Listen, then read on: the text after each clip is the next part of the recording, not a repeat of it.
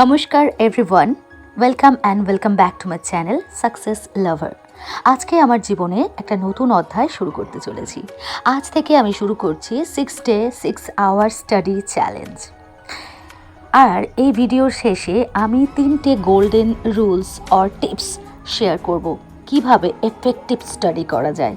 তাই শুধু এটা একটা স্টাডি ভ্লগ নয়, এর মধ্যে আপনি 3টে গোল্ডেন স্টাডি টিপস পাবেন, যেটা দিয়ে আপনার পড়াশোনাকেও আপনি এনহ্যান্স করতে পারবেন। তাই শেষ পর্যন্ত আমার সাথে থাকুন। আপনারা অনেকেই আমার কাছে জানতে চেয়েছেন যে আমি কিভাবে আমার পড়াশোনা, আমার ইউটিউব, আমার প্রাইভেট টিউশন, প্রাইভেট স্কুল সব কিছু একা হাতে ম্যানেজ করি। তার জন্য আজকের আমার প্রথম study vlog. APJ Abdul Kalam sir একটা কথা বলেছিলেন, স্বপ্ন সেটা নয় যা মানুষ ঘুমিয়ে ঘুমিয়ে দেখে, স্বপ্ন সেটাই যেটা মানুষকে ঘুমোতে দেয় না। হ্যাঁ, আমার চোখেও একটা স্বপ্ন আছে, আপার প্রাইমারি বা এসএলএসটি পরীক্ষায় নিজের একটা আসন পাকা করা। আর এই স্বপ্ন আমাকে রাতে ঘুমোতে দেয় না। অনেকে বলেন বিয়ের পর, সন্তান হওয়ার পর নাকি মেয়েদের পড়াশোনা হয় না। আজ আমি নিজেকে এবং সমাজকে প্রমাণ করতে নেমেছি, ইচ্ছে আর পরিশ্রম থাকলে কোনো বাধাই বড় নয়। পরিশ্রমই হলো সফলতার একমাত্র চাবিকাঠি। আজ এই ব্লগে আপনারা দেখতে পাবেন আমার সারা দিনের লড়াই, ঘরের কাজ, স্কুল, টিউশন সামলে কিভাবে আমি আমার 6 ঘন্টার লক্ষ্য পূরণ করলাম। পারলাম কি? শেষ পর্যন্ত পাশে থাকবেন। হয়তো আমার এই লড়াইটা আপনার বুকেও জেতার আগুন জ্বালিয়ে দেবে। আমার দিনটা শুরু হয়েছিল ঠিক ভোর 5:30টায়। চোখ দুটোয় ঘুম লেগে থাকলেও মনের ভেতরে জেদটা আমাকে বিছানা থেকে টেনে তোলে। ঠিক সকাল 6টায় আমি বই নিয়ে বসে যাই, কারণ আমি জানি দিনের শুরুটা যদি পজিটিভ না হয় তবে সারা দিন এনার্জি পাওয়া যাবে না।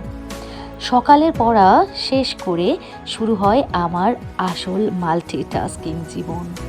ঘরের যাবতীয় কাজকর্ম সমস্ত কিছু আমাকে একা হাতে সামলাতে হয়, কারণ আমার ঘরে কোনো কাজের লোক নেই। আমি নিজেই নিজের ঘরের রানী আর নিজেই নিজের ঘরের পরিচারিকা। তাই যাদের সকালবেলা নিজের সমস্ত কাজ করতে হয় সেগুলো করে নিয়েও কিন্তু পড়ার টাইম আমাদেরকে বের করতে হবে। এরপর ছেলেদেরকে মর্নিং স্কুলে পাঠিয়ে দিয়ে আমি নিজের পড়াশোনা, নিজের ঘরের কাজকর্ম সব কিছু ম্যানেজ করার পরে আমাকে রেডি হতে হয়, কারণ আমিও বেরোবো। সংসারের কাজ সেরে কিন্তু বিশ্রামের কোনো উপায় নেই, কারণ আমি এরপর ঠিক 2টো টিউশন ব্যাচ আমাকে পড়ানো আছে। কারণ যেহেতু আমি 2টো টিউশন ব্যাচ পড়াবো, তাই আমার ব্যাগ, আমার সারা দিনের জিনিসপত্র আমাকে গুছিয়ে নিয়ে যেতে হবে, এবং আমি সাথে করে একটা বইও ক্যারি করি অলওয়েজ। কারণ আমি যখনই টাইম পাই পড়াতে পড়াতে হলেও আমি কিছুটা টাইম, সে 5 মিনিট হোক বা 10 মিনিট, আমি সেটুকু সময়ও নিজের পড়াটার জন্য ব্যয় করতে চাই।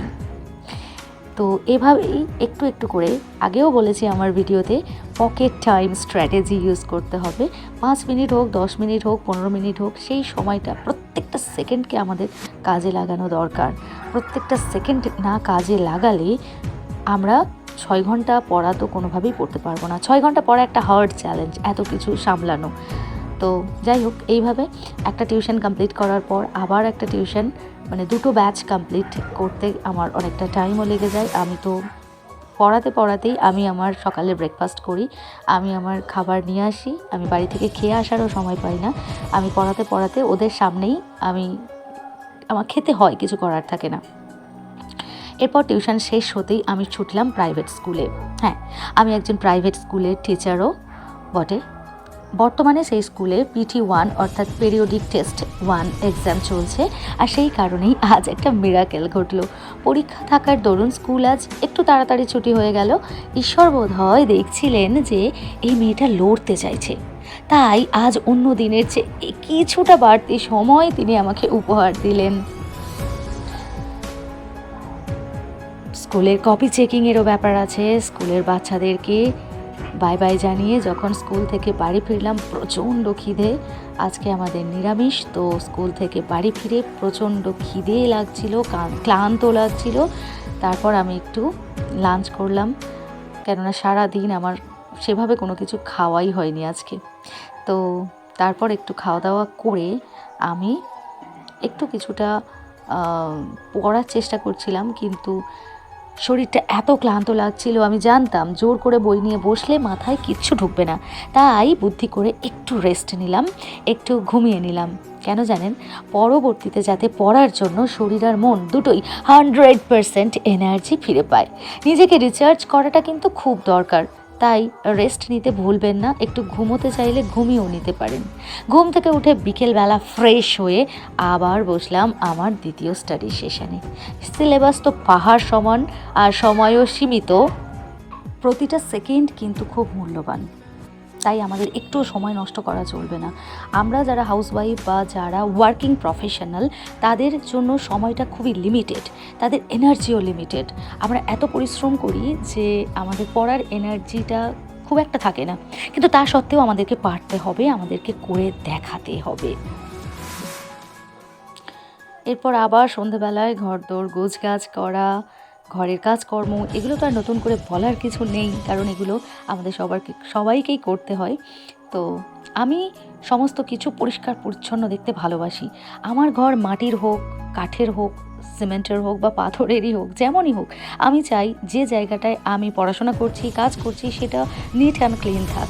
কারণ চারপাশটা পরিষ্কার না হলে মন ভালো থাকে না, মনের পরিচ্ছন্নতা থাকে না, মনের মধ্যে একটা অর্গানাইজড সিস্টেম থাকে না। আর যখনই চারপাশটা অর্গানাইজড থাকবে, ক্লিন থাকবে, নিট অ্যান্ড ক্লিন থাকবে, তখন দেখবে এমনি একটা পজিটিভ ভাইব চলে আসে, আর সেই পজিটিভিটিটা খুব দরকার। তো সন্ধ্যার সাধারণ ঘরের কাজ, ঘর মোছা, ঘর গোছানো সব শেষ করলাম।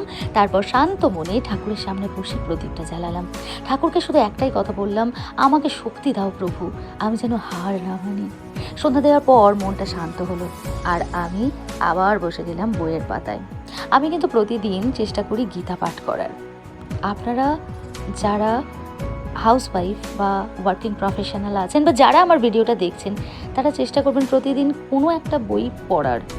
যদি সেটা আপনার ধর্মগ্রন্থ হয় তাহলে তো কোনো কথাই নেই, কারণ আমরা আমাদের ধর্ম, শাস্ত্র, কালচারকে, সংস্কৃতি, ঐতিহ্যকে শ্রদ্ধা যদি না করতে পারি, আমাদের মধ্যে সেই শ্রদ্ধা বোধটা যদি না থাকে, আমরা কিন্তু কাউকে তৈরি করতে পারবো না।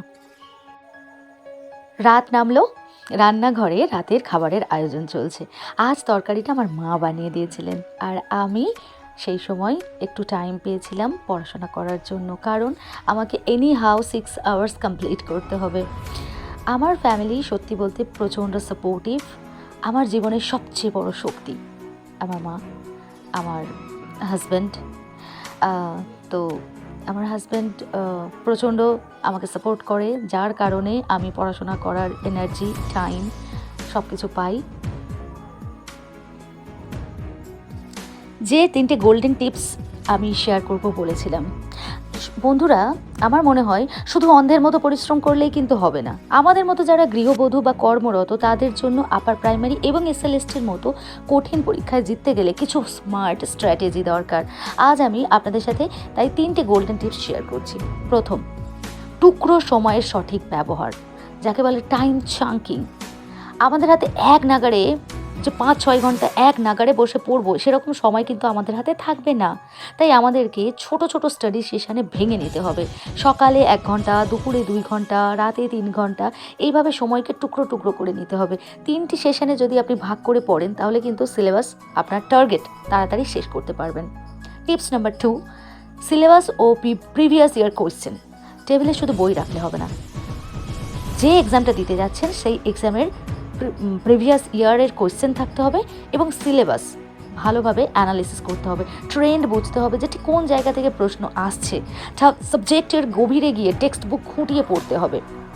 আর একটা টিপস হলো, টিপস নাম্বার 3, স্মার্ট রিভিশন ও মক টেস্ট। সপ্তাহে যা পড়েছেন, রবিবার দিনটা শুধু রিভিশনের জন্য রাখুন। কারণ সারা সপ্তাহ যদি শুধু পড়েই যাচ্ছেন, তাহলে যদি রিভিশন না করেন, পুরনো পড়া ভুলে যাব। তাই পুরনো পড়াকে ঝালিয়ে রাখা, মনে রাখাটা সব থেকে বেশি জরুরি। রবিবার দিনটা শুধু রিভিশনের জন্য রাখুন। নতুন পড়ার চেয়ে পুরনো পড়া মনে রাখাটা ভেরি ইম্পর্ট্যান্ট।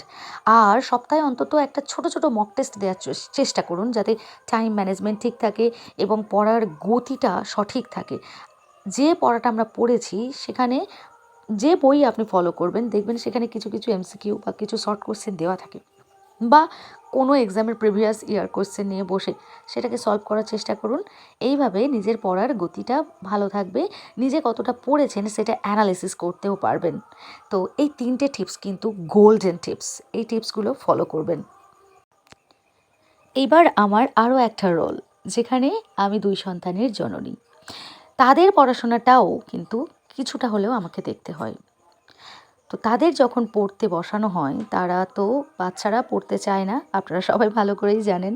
তো তাদেরকে যে কী কষ্ট করে পড়াতে হয়, সেই টাইমটার মধ্যেও আমি চেষ্টা করি ওদেরকে পড়াতে পড়াতে কিছুটা নিজের পড়াশোনাকেও কমপ্লিট করতে, যতটুকু সম্ভব। পকেট স্টাডি স্ট্র্যাটেজি, এটা কিন্তু আপনার মাথায় রাখতেই হবে। এটা আমার খুব ফেভারিট একটা কথা, যেটা আমি আমার ভিডিওতে প্রায়শই বলে থাকি। তো এটা এইভাবে আপনি কিছুটা টাইম ম্যানেজ করতে পারবেন। আজকে আমি পড়ছিলাম দেখে আমার হাজব্যান্ড নিজেই সবাইকে খাবার সার্ভ করেন। তো আমি সত্যি খুব লাকি, আমার ফ্যামিলি সবাই ভীষণ হেল্পফুল। ওনাদের এই নিঃস্বার্থ সহযোগিতা ছাড়া আমার পক্ষে এতটা পথ চলা কোনো দিনই সম্ভব হতো না। যখন আপনার পরিবার আপনার স্বপ্নের মূল্য বোঝে, তখন লড়াই করার ক্ষমতা দ্বিগুণ হয়ে যায়। তবে সবসময় যে পরিবার বা ফ্যামিলি মেম্বার আপনাকে সাপোর্ট করবে এমন নয়। আজকে সাপোর্ট করছে মানেই পরের মুহূর্তে করবে বা কালকে করবে এমনও নয়। কারোর কাছ থেকে সাপোর্টের এক্সপেকটেশন রাখাটাও উচিত নয়।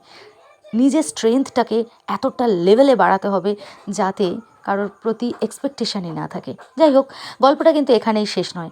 খাওয়া দাওয়া শেষ হওয়ার পর রান্নাঘরের সিঙ্কে জমে থাকা সমস্ত বাসনগুলোকে তো আর নিজে নিজে বাসনগুলো তো পরিষ্কার হবে না, সেই বাসনগুলো মাজা গোছগাছ করা সব দায়িত্ব শেষ করলাম। ঘড়িতে তখন 10টারও বেশি। এরপর আবার শুরু হলো নতুন জার্নি, নতুন করে আবার পড়াশোনা করা, যাতে বাকি টাইমটা কমপ্লিট করতে পারি। রাত 12টা, তারপর আমার স্টাডি গোল কমপ্লিট হলো। একটা কথাই বলবো, ভগবান উপর থেকে দেখেন, আপনাকে এই লেভেলের পরিশ্রম করতে হবে যাতে স্বয়ং ঈশ্বরও বাধ্য হন বলতে, হ্যাঁ এই মানুষটা নিজের রক্তের শেষ বিন্দু দিয়ে পরিশ্রম করেছে, এর প্রাপ্যতা একে দেওয়া দরকার। কিসের বাহানা দেবেন? সময় নেই, দায়িত্ব আর বাহানা নয়, শুরু করুন।